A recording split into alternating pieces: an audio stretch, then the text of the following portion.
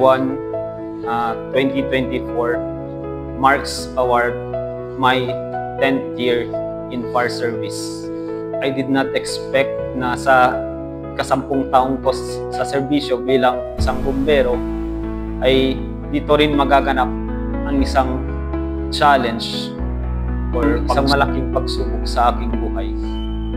Last November 26, 2024, at exactly 12:05 midnight, we responded to a fire incident at Cotekleng Building, Barangay Walled City.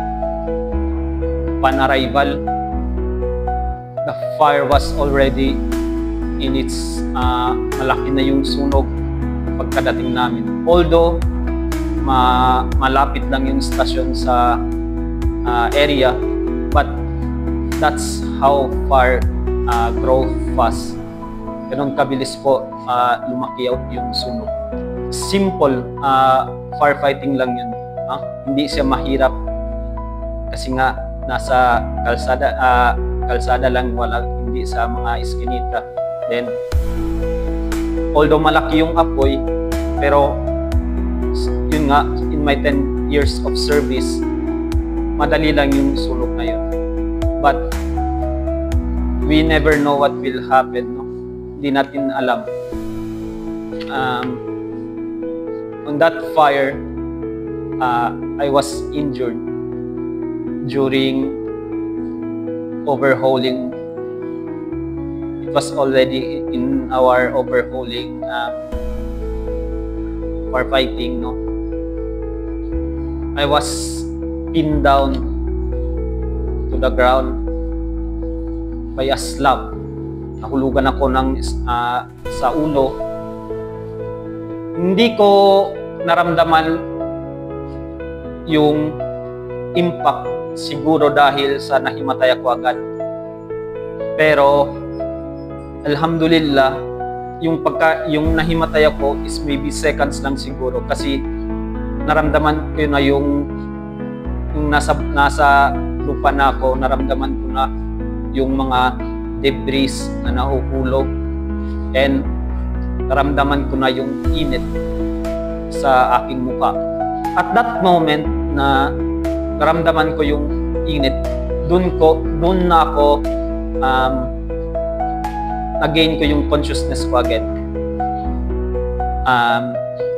Sumigaw ako for help. I shouted for help. And I stood by myself. Tumayo ako. Alhamdulillah na binigyan pa din ako ng Allah Ta'ala ng lakas para makatayo sa sarili ko. Kasi sabi nung isa kong kasamahan, hindi daw nila ako makita mula sa labas. Although yung napasukan namin part ng building is yung napwestuhan ko is malapit lang talaga yun siya sa pinto. Pero siguro dahil sa malaki yung debris or malaki yung part ng flooring na nahulog, bumigay, kaya hindi ako nakita agad. Buti na lang daw is nakatayo ako. Doon na nila ako nahila palabas, natulungan nila na ako sa yung mga kasama ko, pati na yung ibang mga responders. Malaking pasasalamat din, no, sa mga responders na tumulong at that time. Hindi ko alam kung bakit, pero wala akong naramdaman na sakit, maybe kasi siguro nagnam na yung mukha ko. Hindi ko napansin yung sugat ko sa ulo. I was put inside the ambulance and I was immediately transported to the IPH by my colleagues. Pagdating sa hospital, inassess ng doktor yung mga movements, kung may galaw ko yung mga kamay ko. Tinahi yung sugat sa may ulo ko, sa forehead. Doon ko nakita yung concern ng aking marshal, no? Sir Abdul-Yakin B. Jamaluddin. Siya mismo pinuntahan niya yung aking asawa sa bahay para personally siya yung nagsabi sa sa nangyari sa akin. Hindi talaga ako pinabayaan. Of course, unang-una, no, Allah Ta'ala. Kasi binigyan pa din niya ako ng lakas. Yung nakita ko talaga sa aking Marshall sa oras na yun, doon mo makita yung pagmamahal niya sa amin. Yung iluring niya sa amin is parang kapatid niya, mga anak niya. Bihira ka makakita ng isang leader or head of an office, Marshall, na at that moment, umiyak talaga yung aking Marshall. That just shows how concerned he is to his subordinate. Nung nasa hospital na ako, wala na, hindi ko na alam nananalig na lang ako sa Allah Ta'ala. Pinapaubaya ko lang sa kanya lahat. Alhamdulillah, marami yung tumulong para emergency evacuation ng Zamboanga ng mabilis. Mismo, yung head ng Sulu Provincial Disaster Risk Reduction Management ng Sulu, Sir Julkipli Ahijon, personally nagpunta siya sa hospital para lang maasikaso yung pagtra-transport sa akin ng mabilis. Alhamdulillah, 6 SFBN Philippine Army, no. Malaking pasasalamat ko din, no, sa aming Sulu Provincial Fire Marshal na si Senior Inspector Jason T. Ahijon, kasi immediately dumirect siya pumunta siya agad sa hospital para ma-check yung kalagayan ko and para din yung matulungan ako sa mabilis ang pag-transport sa akin sa Zamboanga. Sinapahan pa din niya ako agad sa speedboat. Sumama siya sa speedboat sa pag-transport sa akin pabalik sa Zamboanga. Hindi niya ako binabaya. So, laking pasasalamat ko talaga ako mismo at yung pamilya ko.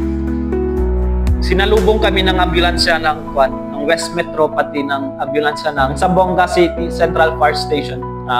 Sila mismo yung nagdala sa akin sa West Metro.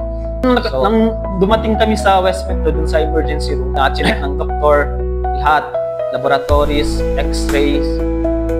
So, habang naghihintay kami, nakikita ko, no, sa mga nakapaligid ko, pamilya ko, mga kasamaan kong bombero na nandoon sa pati na si Sir Adji. Yung takot at lungkot sa nangyari, nararamdaman ko yun. Pero nung lumabas yung CT scan result na hindi umabot sa brain yung injury ko, doon lahat nakahinga ng maayos, alhamdulillah.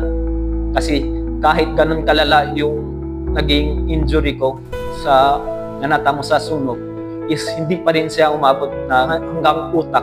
So, hindi nagka-brain damage. Nagtamo ako ng multiple fractured sa mukha. Dumating yung aming butihing regional director na si Senior Superintendent Kadil T. Akalul. Malaking pasasalamat ko kasi sa presensya na lang na nandun sa hospital is nabus yung aking moral. Kasi pumunta siya personally para lang makumusta yung kalagayan ko. Diretso pa siya mula sa national headquarters. Dumiretso agad siya sa hospital para lang makumusta ko. Few days, inoperahan ako para maisaayos yung fractured sa mukha ko, sa bandas dito sa may ilong, saka dito sa mata.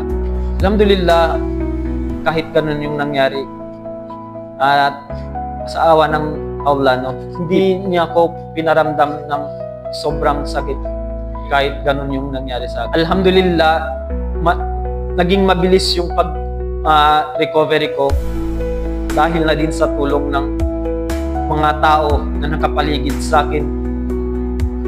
Of course, unang-una, no, malaki yung pasasalamat ko sa Allah Ta'ala dahil nabigyan na ako ng second chance ulit para ipagpatuloy yung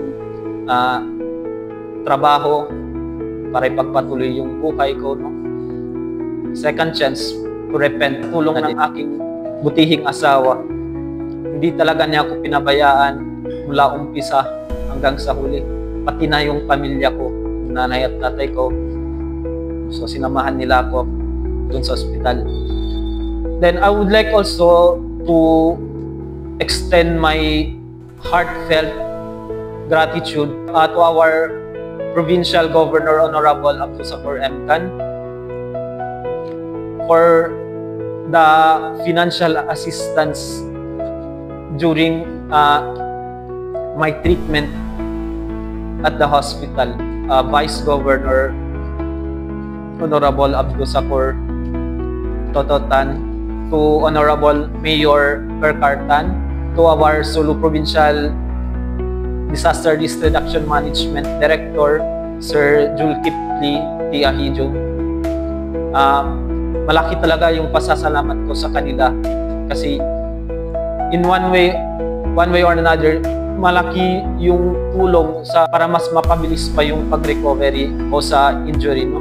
Sulu Provincial Fire Marshal na si Senior Inspector Jason Tiahijong, sir, hindi niya talaga ako pinabayaan doon sa hospital mula sa pag-transport hanggang sa dumating kami doon, hanggang sa inoperahan. Nandun talaga siya sa hospital, hindi niya. Inspector Abdul Yakin B. Jamaluddin, of course to our regional director, also to the BFP Barm personnel and BFP Sulu personnel. No? Sobrang yung suporta na ibinigay nila sa amin, hindi ko talaga makakalimutan yun. Yung tulong na ibinigay talaga. So, of course, no, to FO3 Jumad Nuhon, no, isang tawag lang ng asawa ko, means of communication namin nung nasa hospital pa kami, through him, no. So, naging maayos yung mga papers na kinailangan namin ayusin. So, thank you talaga to my team. Thank you kasi yung support na ibinigay nyo sa akin, sobra-sobra. Yung prayers, yung supports, yun siguro yung pabilis ng recovery. Inshallah, magiging mabuti din, maayos yung lahat, no? Makaka-recover ako agad kasi yung nasa isip lang ko guys, yung pamilya ko, yung dalawang anak ko, si maliit pa sila. So, maraming salamat talaga sa inyo.